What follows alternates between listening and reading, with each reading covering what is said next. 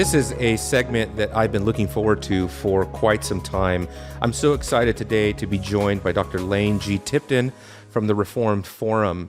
We're going to be discussing Lane's new book entitled The Trinitarian Theology of Cornelius Van Til. This is going to be the first in several episodes where we take a deep dive not only into Lane's book, but into the relevant discussions about Reformed Federalism and Reformed Trinitarianism.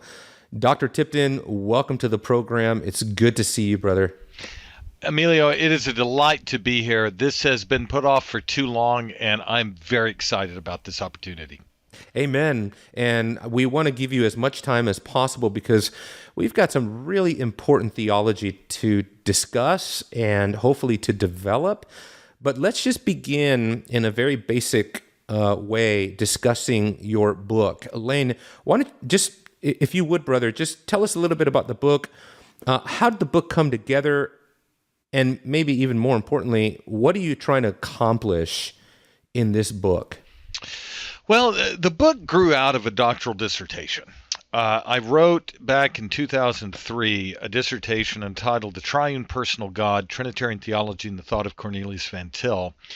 And then for some time I taught courses that amplified various facets of that dissertation.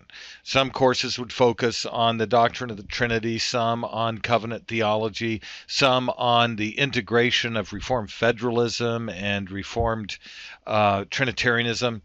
And this book is really a kind of refinement and an attempt to perfect the substance of that doctoral dissertation. And so its most basic, the most basic thing I'm trying to do in it is set forth in a systematic and orderly way the Trinitarian theology of Cornelius Van Til and the way his doctrine of the Trinity bears on his doctrine of covenantal condescension, image of God, person work of Christ, apologetical method. And so it's trying to just give you a handle on some of the historical and theological influences of Van Til, and then give you a kind of systematic introduction to the deepest structures of his thought, which Van Til himself constantly said are rooted in the doctrine of the ontological Trinity. That is so awesome. I know, because I'm a huge fan of Van Til, but I know that your book is a fresh and new contribution to the discussion of not only Van Til's apologetics, but what I thought your book is, why it was so incredibly useful and valuable and why it's so important is because you're making contributions to his theology. Can you talk just a little bit about that aspect of Van Til, the theological the theological importance of Van Til? I think most people know Van Til as an apologist, but why is his theology so important? Well, that might be the thing that people understand the least about him, Emilio. Most people think of Van Til as the father of presuppositional apologetics, and he is pioneering in his apologetic, but he stands out in the 20th century as perhaps the most robust Reformed theologian who tried to integrate classical Reformed Trinitarianism to classical Reformed Federalism. And here's what his theology yields. If you were to ask what's the most basic contribution of this volume in its broadest context, here's what I would say.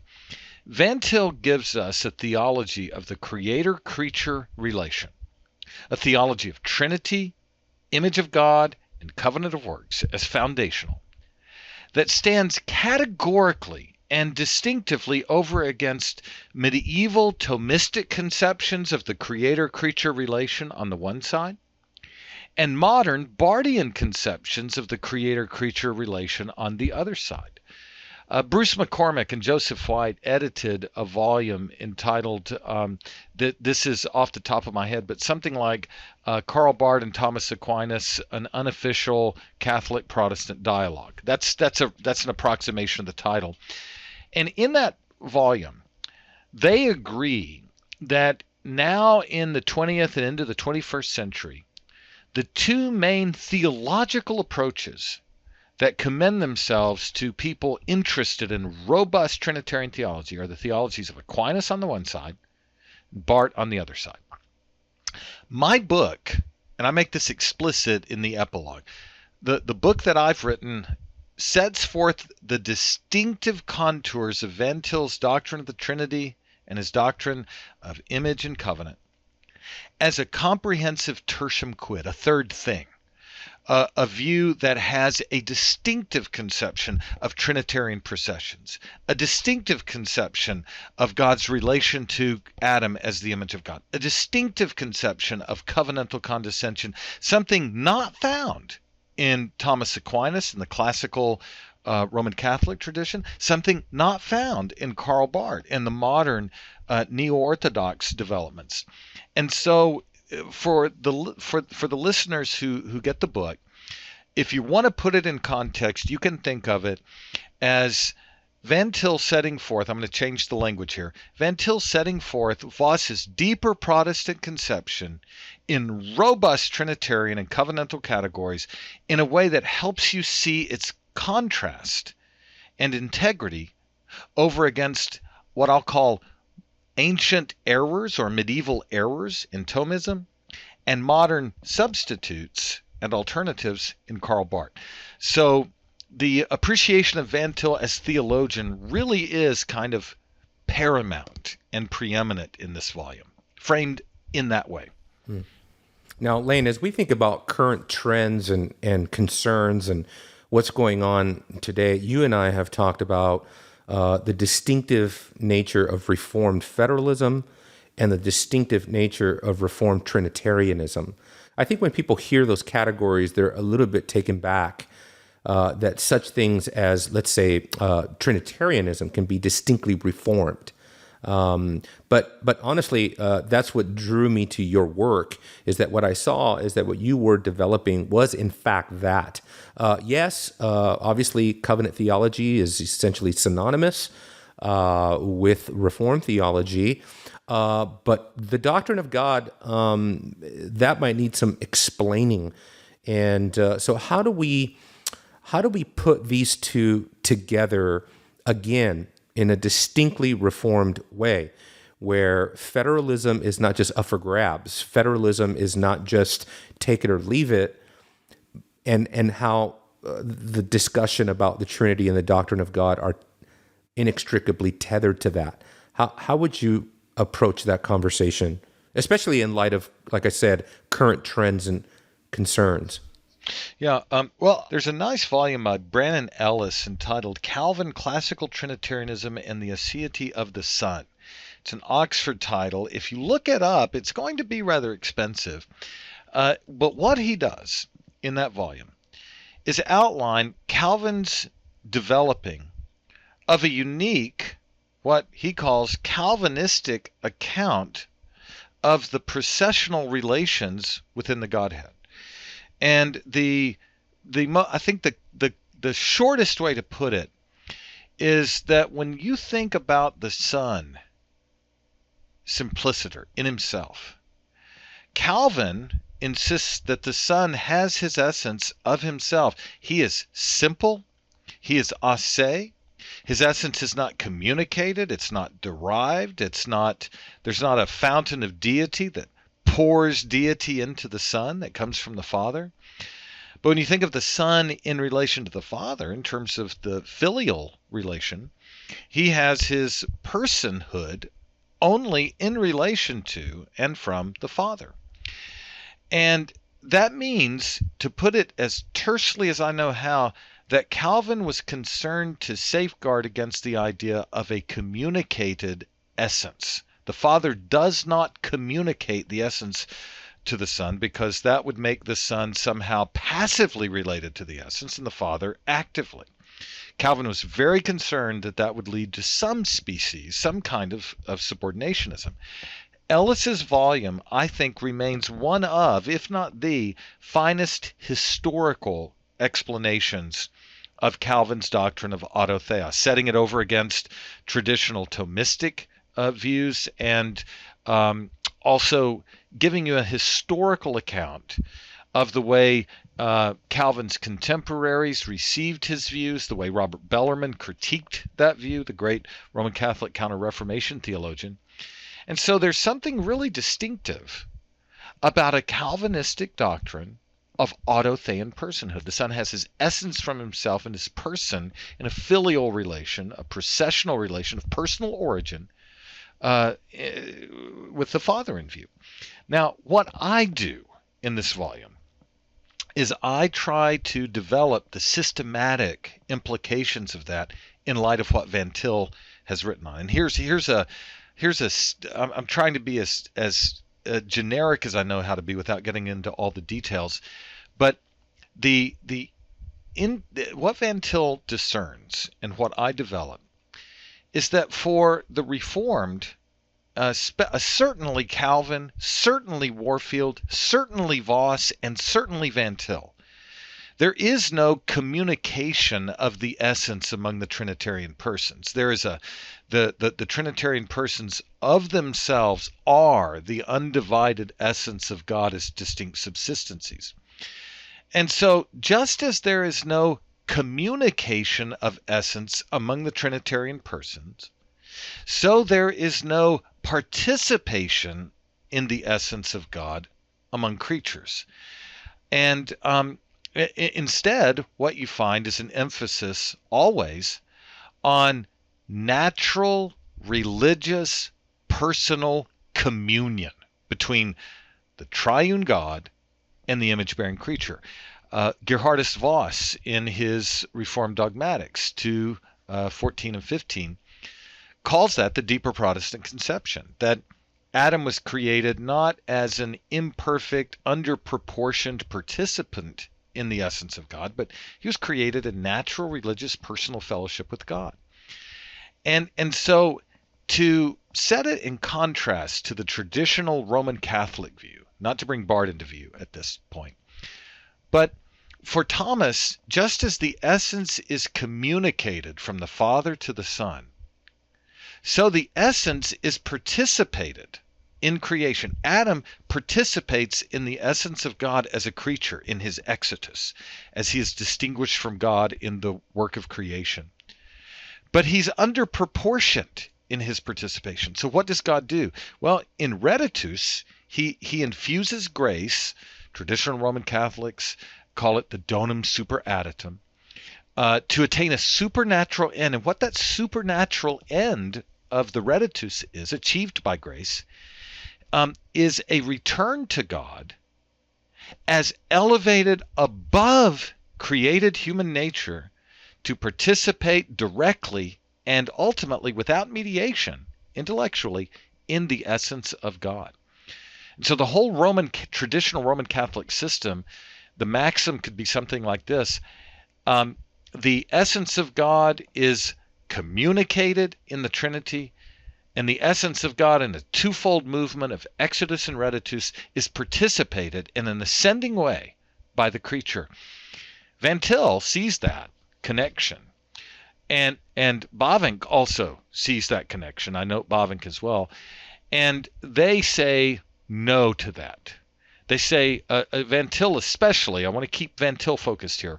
Van Til says no to that doctrine of communicated essence, no to that doctrine of participation in the essence, and he sets over against it Calvin's doctrine of autotheos, autothean personhood, no communication of essence, and then instead of this exitus reditus scheme, where there's an ascending participation in the essence, Van Til, following Calvin, following Voss, and on this point following Bavinck, says creation's not a participation in the essence of God. Special creation's not.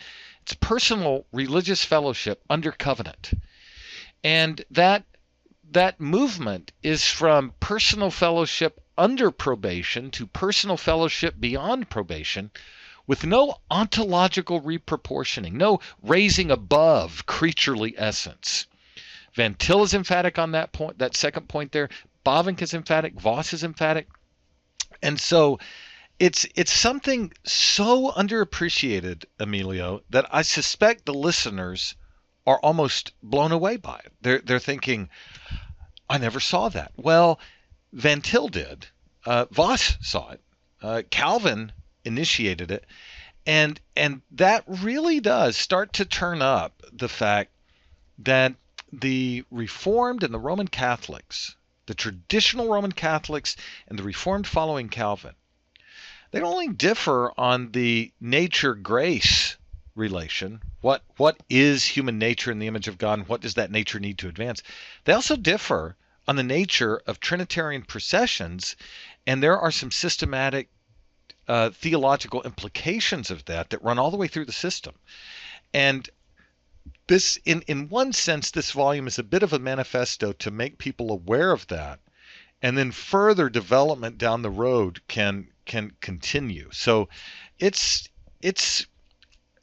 an incredibly important point, actually, and it's something I think this volume, this might be one of the unique contributions of the volume, is seeing the way Van Til, following Calvin and Warfield and Voss, developed that insight. Yeah. Oh man, so many things to think about there. It's remarkable how, when you think about what Thomas is teaching in terms of what you mentioned, the Exodus Redditus movement, is really an eschatology and an ontology. And I think that is what people are misunderstanding, is that it's one thing to go to Thomas for, let's say, certain Trinitarian, thoughts or points or developmental issues in the Trinity, the processions and things like that. But it's another thing to think that you can go to Thomas devoid of his overall ontological scheme, which is, correct me if I'm wrong, but for Thomas, that's unthinkable. It's unthinkable that we just borrow from him certain points, let's say, on, the processions, the relations, or the missions, and yet at the same time not understand that for Thomas, everything is coming back to this ontological issue of a participated essence. Would you agree with that? Yeah, let me give you a couple of thoughts. For Thomas, the Exitus Redditus scheme. Glenn Clary gave a great lecture on this Reformed. And just for people that don't know what that even is, right? It's just talking about man coming from God and returning to God. Yeah, coming from God in creation, returning to God in grace, so that grace, infused grace, is necessary to enable the return to God, and that grace is ontologically reproportioning. But let me say this about Thomas. The Exodus Redditus scheme for man, being distinguished from God in creation, returning to God in grace, that is just an economic manifestation of what happens in the Trinitarian processions, where the Son is in generation is in exitus, and as the Spirit returns to the Father, the Son returns to the Father in a redditus. And Thomas is explicit that the exitus redditus model of creation and of creation and the return to God in grace is just an economic expression of a twofold movement in the Trinitarian processions. So that's a point that Glenn Clary makes, I think, very well in a Reformed Forum Conference lecture back in 2018. And secondly, Emilio, and I want to say this, I think this will prove helpful to listeners, and you can tell me what you think on this. I like to say that Thomas is related to the Reformed in a manner similar to the way the Lutherans can be related to the Reformed on a different topic. Let me explain. Let me illustrate. If you ask the question, when it comes to I'm trying to start with what's known and then move to what's unknown for the pedagogical point. But if you ask the question, do Lutherans and Reformed define the doctrine of justification as the forgiveness of sins and the imputation of righteousness, the answer is yes. There's agreement there. The Lutherans believe that in justification all sins are remitted, and that in justification the righteousness of Christ is imputed. The Reformed believe that. Shorter Catechism 33 is explicit on that. But when it comes to a theology of justification, There is fundamental difference. Let me illustrate. For Westminster Larger Catechism 69, justification manifests union with Christ. In other words, union is the more basic soteric reality, and justification manifests that more basic reality, is a facet or aspect of that basic reality. Distinct from it, but manifests it as the union is the framing context for the believer's justification. For the Lutherans, and I've lectured on this in various places, I think I put this in a book back in about 2007, Justified in Christ. Francis Pieper, John Theodore Mueller, 19th, 20th century dogmaticians, both of them say that justification causes the mystical union. Justification produces the mystical union. So it is first, and it is the productive source from which union flows. So the theologies are fundamentally in conflict, whereas the definitions are the same. Well, let me use this as an illustration with Thomas. And this is where Thomas is so helpful. Thomas is so much better than theologians like, let me give some broad examples, than theologians like Barth or Dorner or Oliphant or Frame or Ware or Pinnock, a whole host. That's what I just gave you is a wide spectrum of people who deny that God remains simple in his relation to creation. They deny God remains immutable in relation to creation. Thomas, when he defines the attributes of God, he says that God is simple, not composite. And I'm not talking about his method. I'm just talking about the definition. That God is non-composite and not subject to change either in himself or in relation to creation. Thomas on the one side, Bavinck on the other, Thomas on the one side, Van Til on the other, their definitions of simplicity and immutability, you can throw Turretin in as well, they're going to be the same. So do we appreciate the fact that when Thomas is defining the attributes of God, he says that God is not composite, God is not changeable in his being or works? Yes, absolutely we do. And we say that contra these Barthian mutualists, these biblicist Reformed mutualists, and that is a contradiction in term, but that's to get the language of this new breed of mutualism that's out there among some Reformed, small minority, but some, the open theists, etc.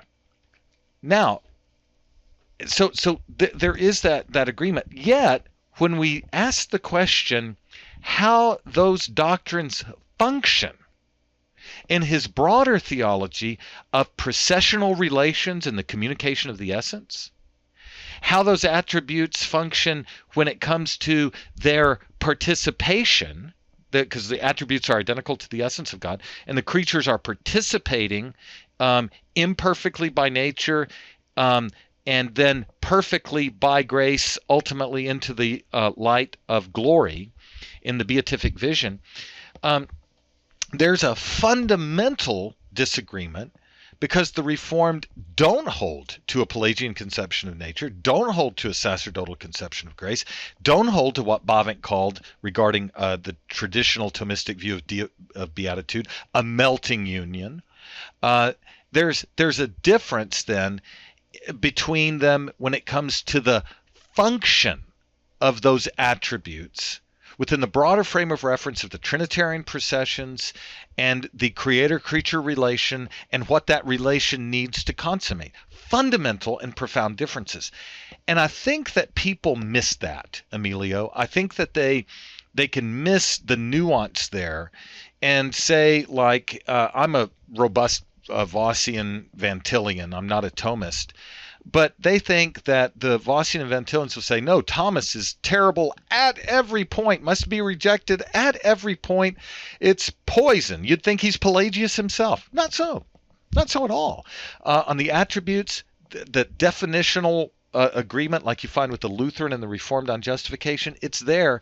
But when you back up and look at the system And the way those attributes function in terms of processions and that twofold ascending, I guess you could call it kind of threefold ascending participation: light of nature, light of grace, light of glory. That's where the profound differences are and remain. And so, I think if we can speak carefully and clearly along those lines, and I try to do this in the book, by the way, and I've got another essay coming out soon with Reformed Forum, comparing Voss and Aquinas on this and interacting with John Fesco's introduction to Voss's natural theology. I think the more we do this, I think the more we can actually appreciate the areas where there's agreement, but then recognize the system-wide differences from processions to creation to incarnation to sacraments to beatitude, and because they do exist. And if we don't see that, we're going to wind up blurring some really profound theological differences that will only harm and not help. Yeah, absolutely. And we've taken some time here to talk about Thomas, and we'll do a lot more of that. It's amazing to me how, because you've sent me some of your stuff on natural theology, and it's really good. It's amazing how all these issues are intertwined. Talking about Thomas, the other aspect of that, we talk about the modernist path alongside of the Thomistic path. And I want to talk a little bit about the modernist path, and then I want to get to this issue of retrievalism that I think is very relevant, very important, and some very pertinent questions I have for you there. But sure. if not the Thomistic path, what I've shared with people is your options are kind of limited, right? I think if you don't take Thomas's path, you're really up. Your really other option is some species of modernism, Bardianism. Can you kind of flesh that out a little bit for us? What is Barth's proposal? How does it differ? And I guess in the level of importance, how important is it that we, I guess, steer clear of both errors, but however you want to tackle modernism? Yeah, well, I call Barth, I think I do this in the volume, I call him the deeper modernist conception. Thomas is the deeper Catholic, capital C. You could add Roman Catholic, but it loses some of the symmetry. And in the introduction, Emilio, I note that Van Til sets forth a theology of classical Reformed Trinitarianism and classical Reformed Federalism over against all forms of correlativism or mutualism. Van Til's word is correlativism. James Dolezal's more recent word is mutualism. They mean basically the same thing. The idea that God and man share in some common reality, whether it's time, contingency, being, whatever it is, the two are involved in a sharing of something that is the same. It's a univocal point of reference. Some people call it a third thing sometimes. Now, for Thomas, as I've just said, I call that approach in the intro what I call backdoor mutualism. That the creature has an ontological problem as created that requires ontologically reproportioning grace. He must be elevated above his nature and escape that finitude and participate in the uncreated being of God, enter into the essence itself, and as I can demonstrate in certain that essay I told you about, have a direct and unmediated intellective apprehension of the essence. It's stunning. Bavinck calls it a Dionysian and Neoplatonic erasure of the creator-creature distinction. Well, that was a follow-up question. Well, that was a follow-up I had for you, Lane, is where is Thomas getting this concept of the need to escape finitude, right? To be not advanced necessarily, but reproportioned, like you said. Is it Neoplatonic? Is it Greek philosophy? Where is he getting this? Probably the best this concept. Yeah. the best volume that I've come across. Now, there are other good ones. Yep. But The Mystery of Union with God, Dionysian Mysticism in Albert the Great and Thomas Aquinas, by a guy, last name, it's Bernard Blankenhorn. He wrote this dissertation as a dissertation under Emery, who I consider to be the premier scholar on Thomas. I think he's stellar. And he notes that this is rooted in a kind of Dionysian mysticism that is also rooted in various ways in kind of unpurged Neoplatonic thought. And so the Blankenhorn volume, that's a title very helpful in getting a handle on this. And Jeff Waddington, I'm not trying to plug Reformed Forum conferences, but Jeff Waddington back in 2018 spoke about this Dionysian background on Thomas, and it's a mystical background. It is, and Thomas mistook the Dionysian influence. He mistook it to be the Dionysian mentioned in the Bible, and it's not. There's a 7th century difference.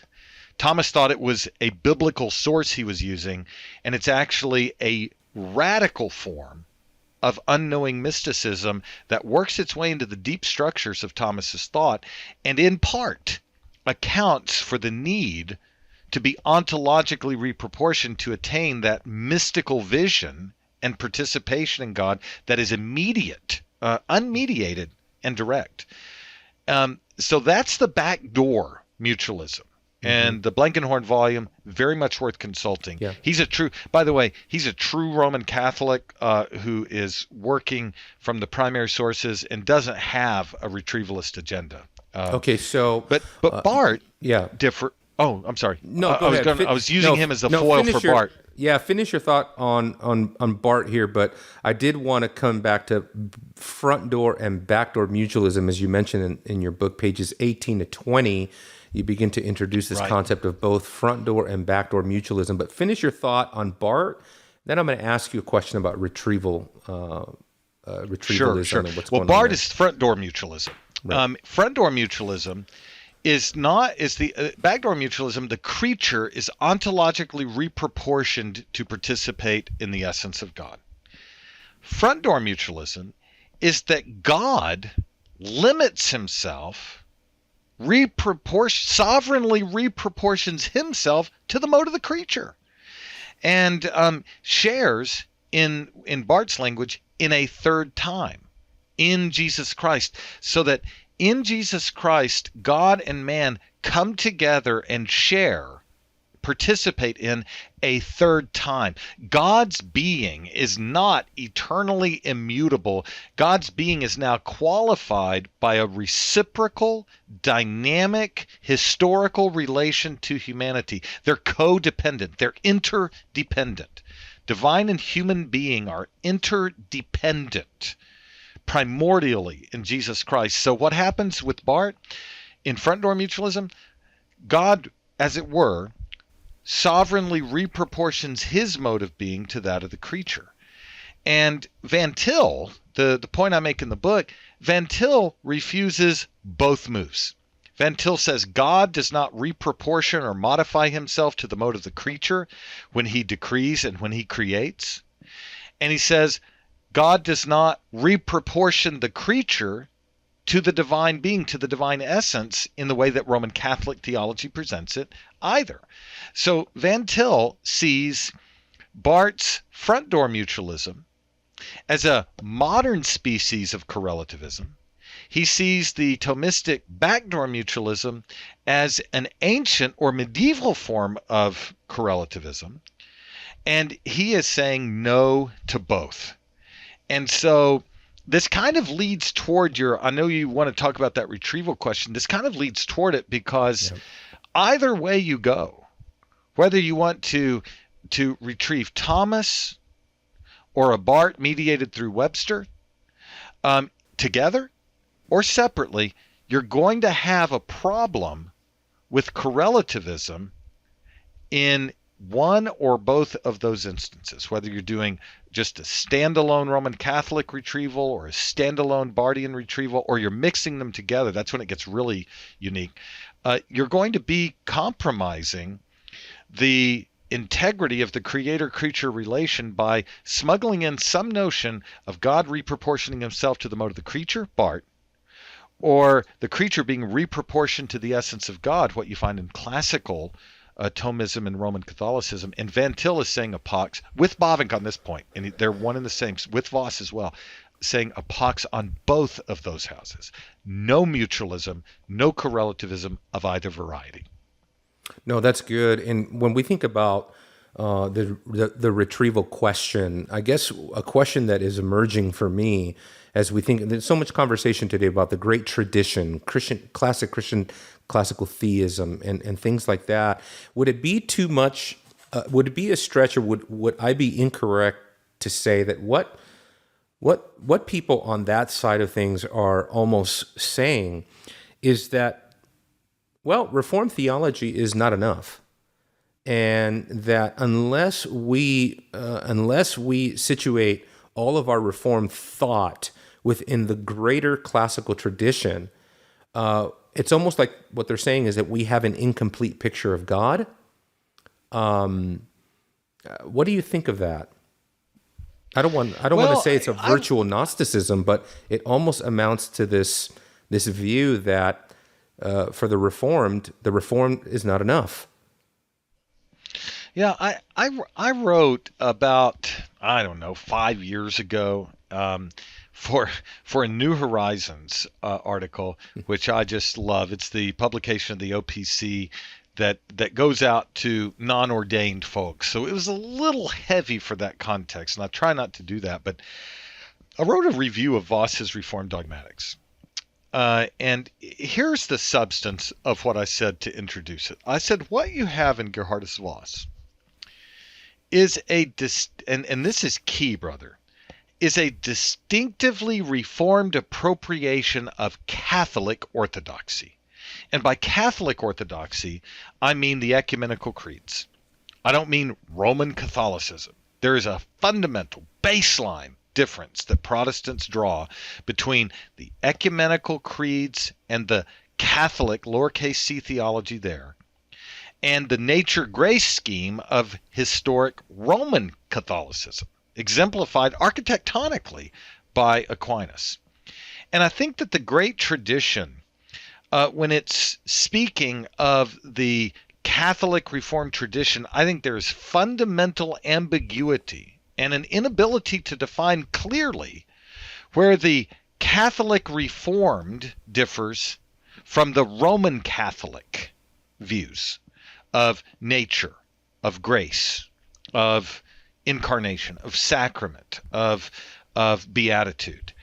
And so I said about Voss, I said, what you find in him is someone who wholeheartedly embraces the Catholic orthodoxy of Nicaea, of Chalcedon, and other ecumenical councils, but recognizes the absolute critical importance of the Protestant Reformation as a breach, not only with Rome's doctrine of justification and Rome's doctrine of authority, but with Rome's conception of nature and grace. Voss said, and this is so key, that the Reformation is the perfecting and extending of Catholic orthodoxy, even as it is the rejection and critique of Roman Catholic dogma.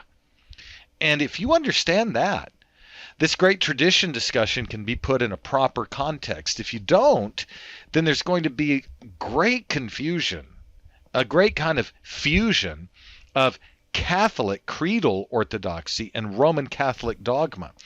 And just to use an example that I didn't put in this essay, but I do in this critique that I have of coming out in a while for on John Fesco's work, Voss said that traditional Roman Catholic theology, whether it's Aquinas, Bellarmine, Trent, or Vatican I, he says they are dominated by what he calls a supernatural religious externalism. That's also the way that Bavinck Yep. frames it as well, right? He talks about Absolutely.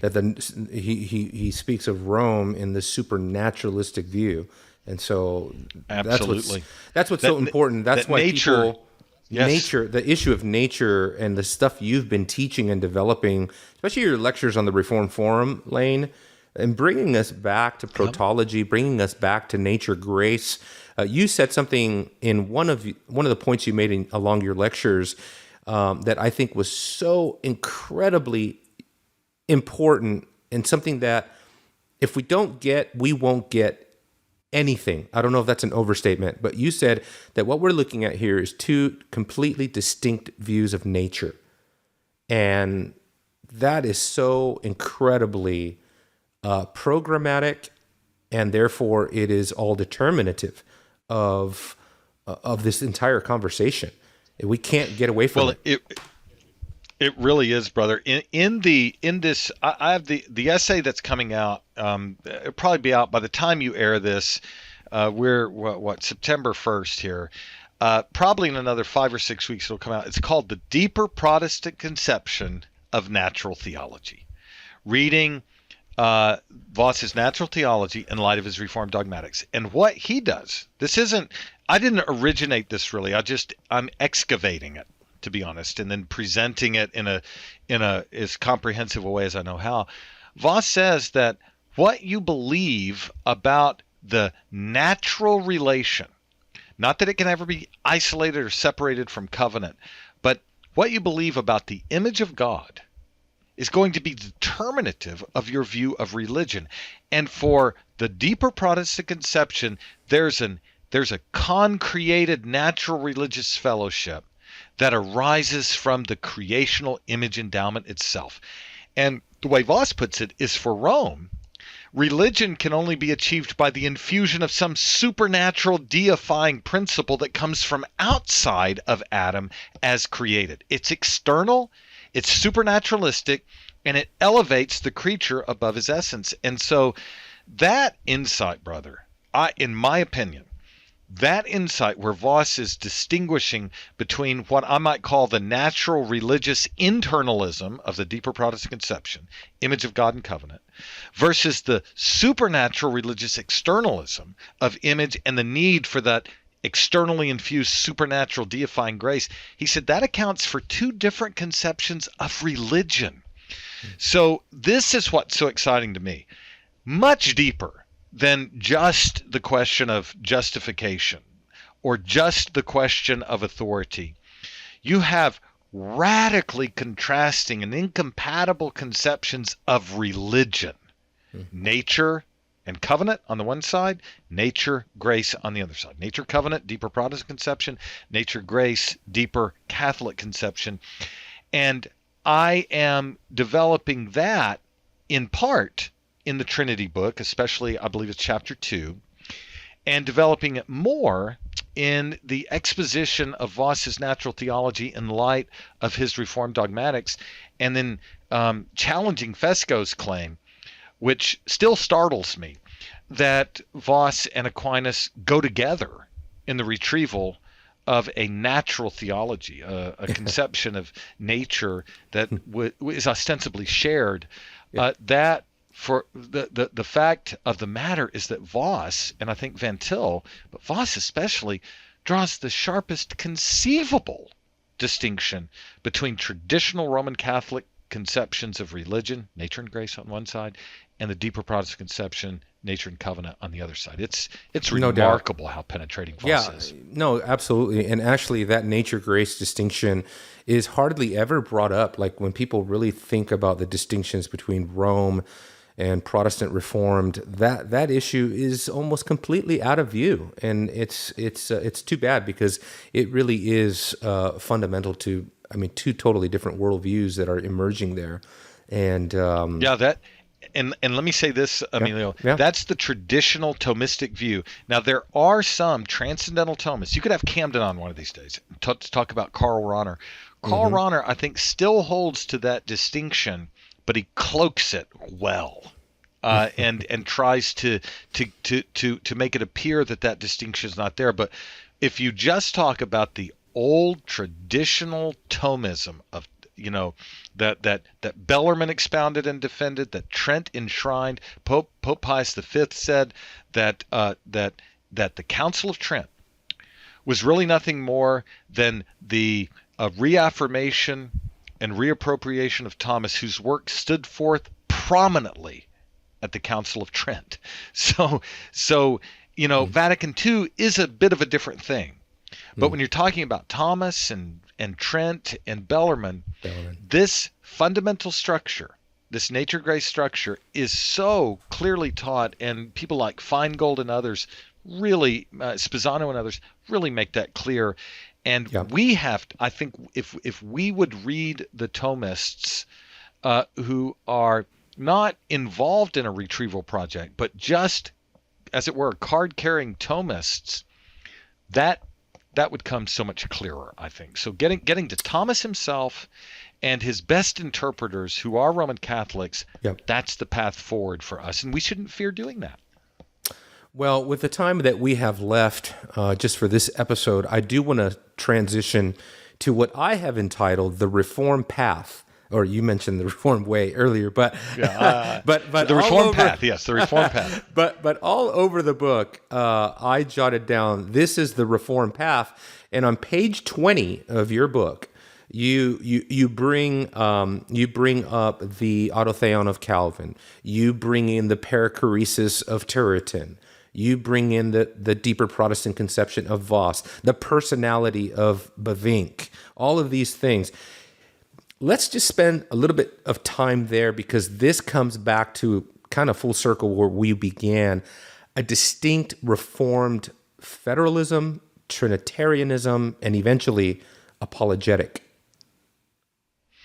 Yeah. Well, I'm glad you said that, brother. And I do remember, I believe it was last time I was out there, you showed me a little copy of a preview I'd sent you, and you said, this is the Reformed Path, and I think you had that circled. Carlton Wynn, dear friend of mine, and just a fantastic theologian in his own right, tremendously insightful.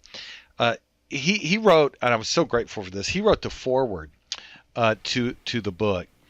I hope I'm not getting that wrong. I hope it's not the preface, but I think he wrote the foreword.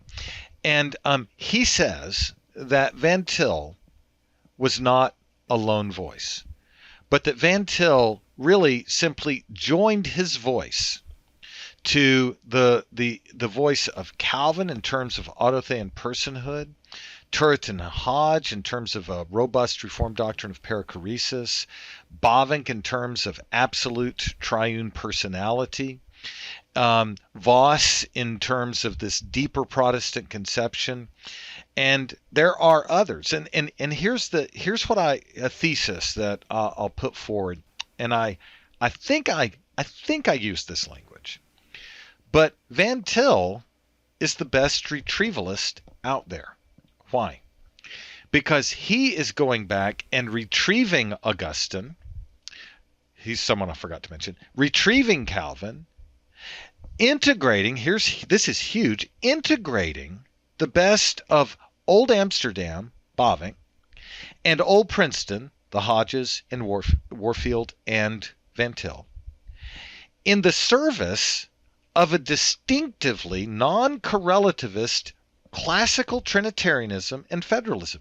He is retrieving the very best of the Reformed tradition and the very best of the Catholic tradition and integrating it and then applying it to medieval nature-grace dualism or medieval Roman Catholicism, modern Bardianism, and carving out a very distinctive niche for Reformed theology and Reformed apologetics.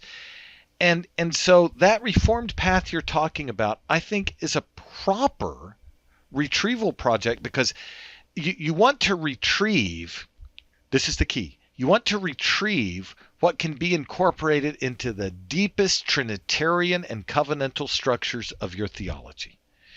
You want to appreciate those who have insights that are ancillary to that, And you can do that most certainly with Aquinas, as I've said, and others, many others. But the Retrieval Project, at its best, is a project that is seeking to take the voices of those who have developed in throughout the history of the church a creedal, in other words, Catholic, a Reformed, in other words, confessional, a Catholic Reformed theology of Trinity, image, and covenant, and its bearing on the rest of the loci. To take that and develop that in terms of its interior theological coherence and integrity. And Van Til's doing that. And what he's the reason, I think, in large part, following others, but he's the reason in large part you can start to see the systematic incompatibility between traditional or classical Reformed Trinitarianism and Federalism on the one side, and backdoor and front door mutualism, or backdoor and front door correlativism.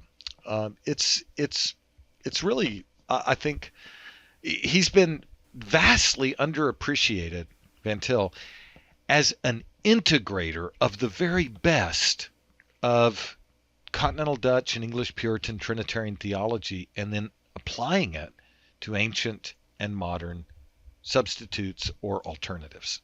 It's amazing. Absolutely amazing. And even as we approach his apologetics, which this, hopefully our time together, Lane, will be something of a intensifying, set of episodes here where we kind of crescendo into the representational principle. But that really is for Van Til where he's going, and that's his contribution, I think, in the Reformed path, the deeper Protestant conception, and this entire way of thinking. So, anything else that you would want to say, just kind of as a outset to people that are going to pick up your book, fans and critics alike, what you would want to say to people who pick up Lane Tipton's book for the first time? Well, if you're Reformed and you can think back to the first time you understood the 5 points of Calvinism, the first time you understood the sovereignty of God, the first time you understood the unity of God's covenantal relation to man, the covenant of works, and then the covenant of grace, and you started to see all of these grand themes that flow out of distinctly Calvinistic and confessionally Reformed theology. What I'm doing is giving you a further integration of that old, well-worn path of Calvinist Reformed confessional theology in the context of Trinity and its bearing on covenantal condescension and its implications for the distinctiveness of your Calvinism, the distinctiveness of your Reformed confessional theology in its purity and its integrity.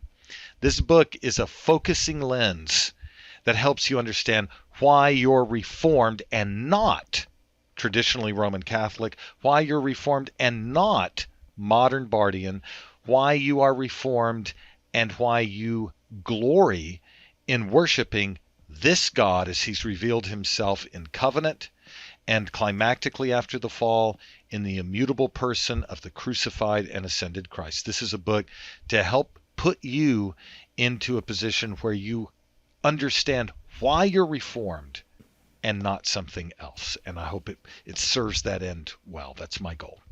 Fantastic. Next time in our time together, Lane, let's spend a little extra time talking about Reformed Trinitarianism, if that's okay with you. And we'll continue to develop all of these theological concepts in our next time together. So, brother, thank you so much for this episode of Christ in Kingdom. God bless you. To everybody listening, make sure you like, share, subscribe, and pass this episode along. I know that it will be useful to you, useful to people who are interested in a genuine Reformed Federalism and Trinitarian theology. So until next time, God bless.